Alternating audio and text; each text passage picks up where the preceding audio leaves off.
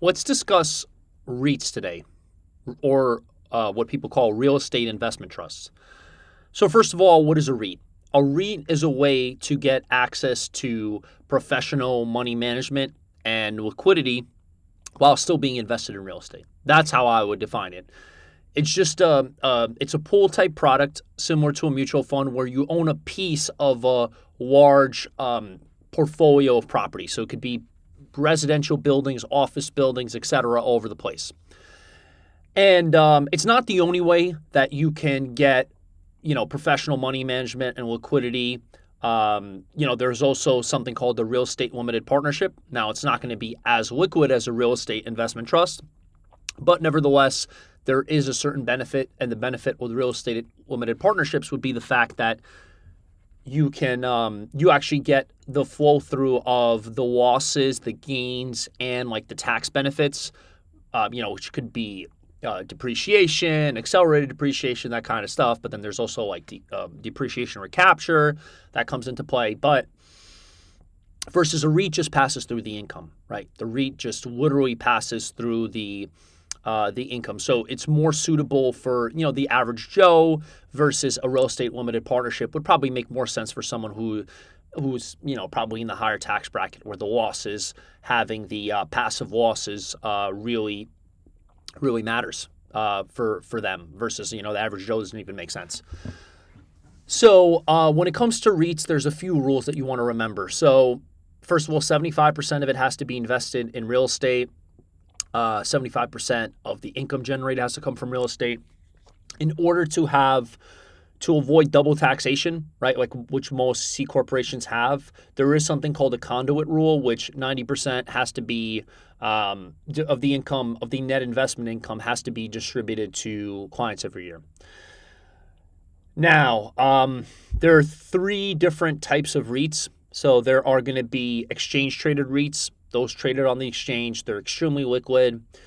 I guess you could say they're practically as liquid as a lot of common stock, although the spreads, so the difference between the bid and the ask, might be a little bit higher in some of the REITs than like Apple or something like that. So that's going to have an IPO and it's going to trade on the exchange. Then you have non-traded REITs, which are REITs that don't trade on the exchange, so they're you can buy them over the counter.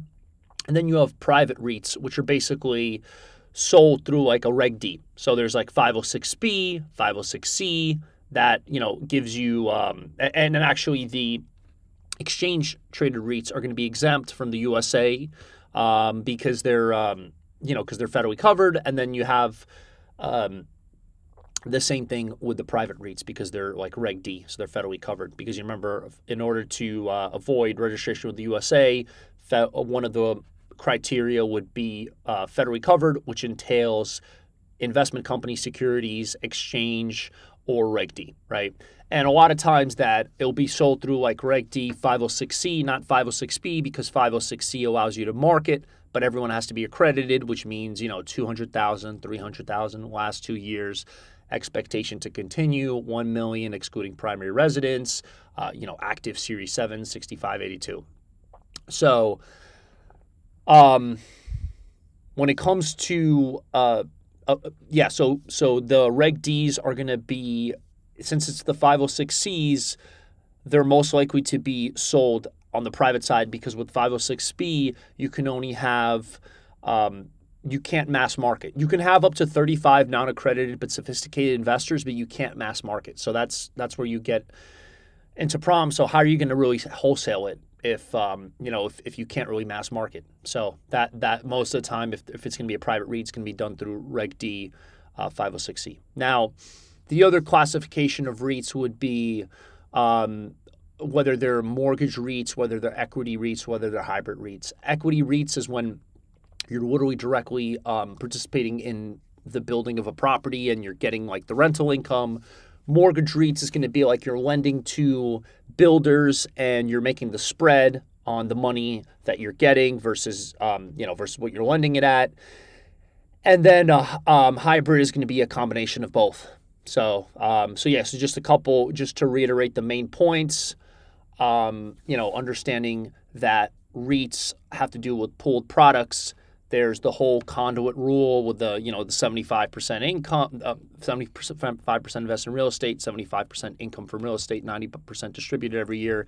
And then the remainder would get taxed unless 100% is going to be distributed. Then none of it would get taxed or double taxed. And understanding that, there's exchange traded REITs, private REITs, and then there's non-traded REITs, which are not private, but they're not going to be as actively traded as the securities as the REITs on the exchange. And then lastly, understanding that understanding that REITs are not an investment company. That's another thing I wanted to mention. They're not an investment company, even though they still follow the whole subchapter M requirement to have that conduit rule. They're not going to be an investment company. So I hope this helps. Please like the video and subscribe. Thanks.